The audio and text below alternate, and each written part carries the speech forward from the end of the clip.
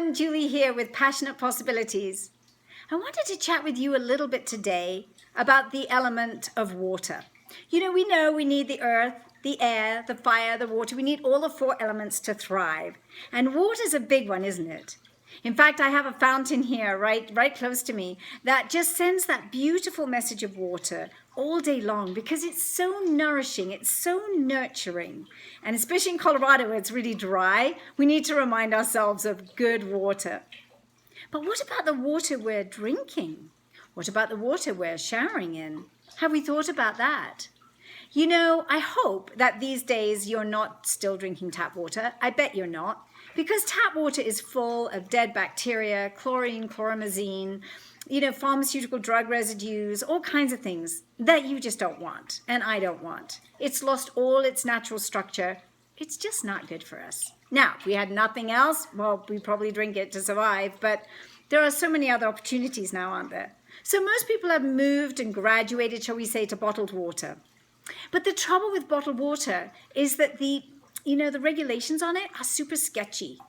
The FDA has one person who's responsible for regulating and making sure the regulations are good on all the bottled water. Can you imagine? What a job for one person. Impossible. Now, a lot of companies are admitting these days that their bottled water is just tap water with a little bit of filtration, chloromazine taken out. That's not good enough, is it? It's not good enough for us. We need something a lot better than that. And the other thing with bottled water is we have an environmental hazard now, a major hazard, because of all the plastic bottles. What are we going to do with them? Where do we put them? Where those landfills? Many of them are now in the oceans. You've seen those pictures. It's a very serious problem. So how do we get around it? Well, we need a good filtration system where we can utilize tap water in a very efficient, effective way that will be inexpensive for us and that won't produce the environmental hazard and that we'll know what we're getting. So we need to take that water and put it through a filter that takes out all the impurities. And that's important. Taking out all those impurities, it's huge. But we also need to put back things into the water that are essential for our well-being. Things like chloral calcium and magnesium. We need to make the water alkaline because our bodies require alkalinity. Do you know that disease thrives in an acidic, anaerobic environment? So what we need to do is create a body that is aerobic and alkaline. So we need water that's alkaline at least to 8.5 up to 9.5 alkalinity. That is so important. And did you know that bottled water is almost always acidic? That's unfortunate.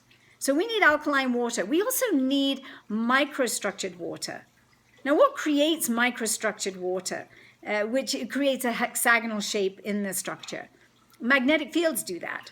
So if you run water through a strong magnetic field, it will decrease the surface tension, which makes the water much more hydrating for the human body, and change the structure to hexagonal shaped structures, which is actually what the body thrives on. It's what the cells of our body thrive on, like a lock and a key effect. Think of honeycombs. Hexagons are sacred geometry, and they exist in nature all over the place. We need that in our water. So we need pure water that's alkaline, oxygenated, microstructured, lower surface tension, hexagonal shape that our bodies will recognize and thrive on. Now, the same applies to the shower. What are you doing for your shower? If you are showering in normal tap water, what happens is all that steam just releases all the gases of the chlorine and chloromazine. Those gases, they're very dangerous for the human body, and our body opens up in the shower, it warms up, and every pore opens up, and our skin is the largest organ of the human body. So what's happening when you're taking in all that gas? It's not good. We know that chlorine and chloromazine are carcinogenic. We can't afford to be putting ourselves in that situation every single day. So we need filters. We need to put a filter on to filter out those things and put back the right kind of water that our body thrives on.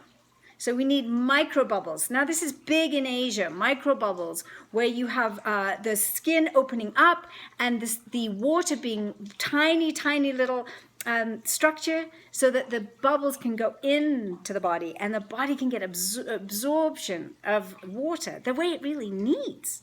So it can get hydrated the way it deserves to be, but without any chemicals. So we need to create that. And again, magnetic fields do that for us. So you want to take out all the impurities, and then you want to put back in a magnetic field that will break down the structure of the water to those little hexagon shapes and create these micro bubble effects that will hydrate us the way we deserve.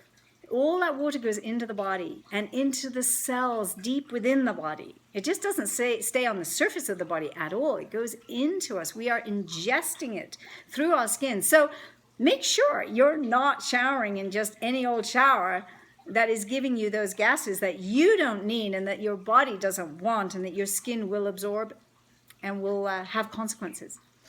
Make sure you have a good filter that will create the water you need to thrive in. So here's to good water. I hope you have the best of the best. And thanks for listening to Powerful Possibilities with me today. Bye for now. Bye.